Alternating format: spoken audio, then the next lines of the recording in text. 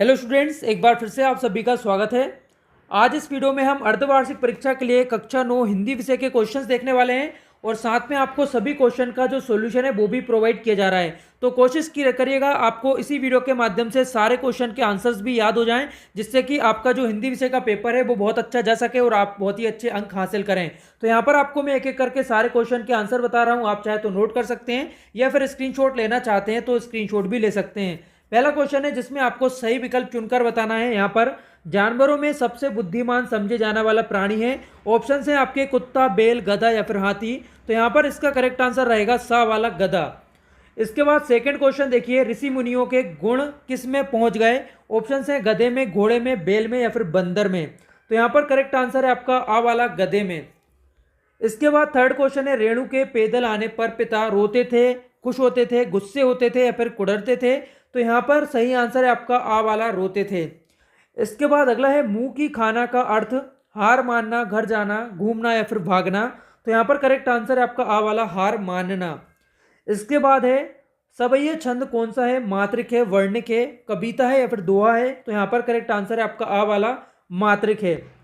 इसके बाद प्रश्न क्रमांक 2 है, यहाँ पर आपको सही विकल्प चुनकर बताना है। पहला है, मदरसा शब्द खालिस्तान है हिंदी या फिर अरबी। तो यहाँ पर इसका सही आंसर है अरबी। इसके बाद है, 3 वर्णों के समूह को खालिस्तान कहते हैं। तो यहाँ पर आ जाएगा आपका गर्ण। इसके बाद है, कैदियों को भरपेट भी खालिस्तान नहीं मिलता था। यहाँ पर आपका आंसर आएगा खाना। इसके बाद है, प्रस्तुत कविता में खालिस्तान प्रमुख समस्या है दहेज या फिर बाल श्रम। तो यहाँ पर बाल श्रम इसका सही आंसर हो जाएगा। इसके बाद है, कबीर की प्रमुख रचना खालिस्तान है वीजक या फिर सूरदास। तो यहाँ पर इसका आंसर आएगा वीजक। अब बढ़ते हैं अगले क्वेश्चन की तरफ, प्रश्न क्रमांक 3, जिसमें आपको सत्य असत्य पूछे गए हैं। तो दोनों बैल 1 महीने तक काजी होज में बंधे रहे। तो ये आपका हो जाएगा असत्य। इसके बाद है, प्रेमचंद्र के जूते फटे थे। ये हो जाएगा सत्य। इसके बाद है, परिंदों के पंख सुनहरे दिखाई देते हैं। ये सत्य है। माटी वाली गुड़िया नाटे कद की थी। ये भी सत्य हो जाएगा। इसके बाद लेखिका की नानी झगड़ालू महिला थी। यह सत्य हो जाएगा।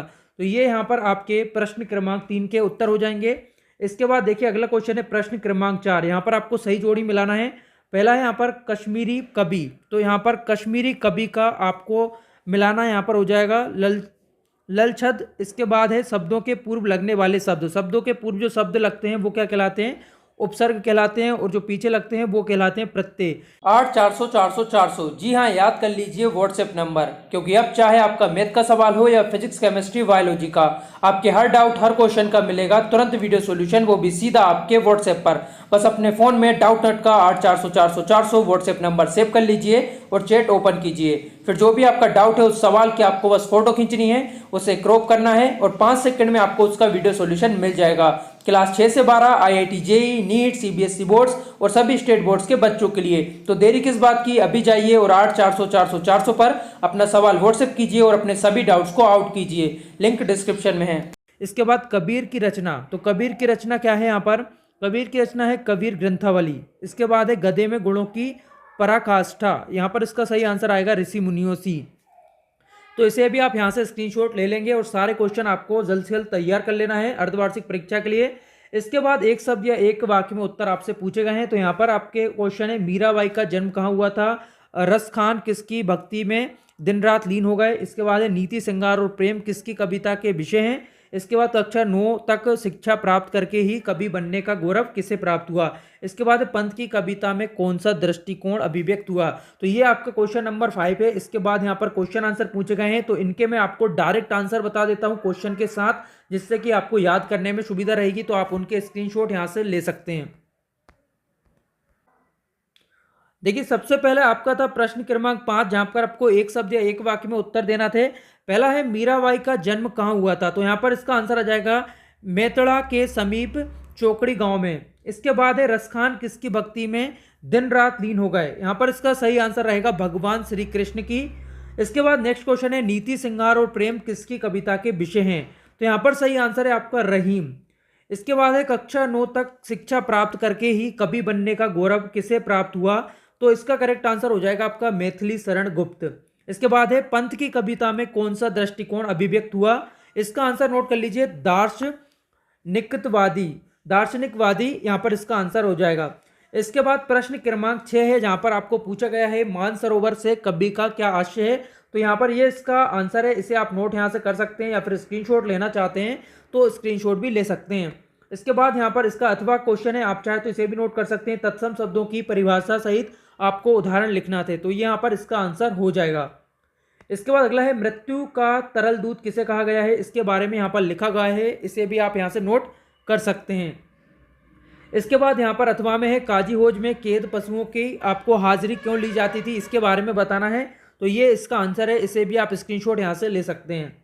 इसके बाद है अब्दुल कलाम के स्कूल मित्र कौन थे, बाद में वे क्या बने, इसके बारे में आपको लिखना है। और इसके बाद अगला है अतिथि अलंकार अहंकार और अहंकारी के आपको पर्यायवाची बताना थे, तो यहाँ पर लिखे हुए हैं, इसे आपको नोट कर लेना है।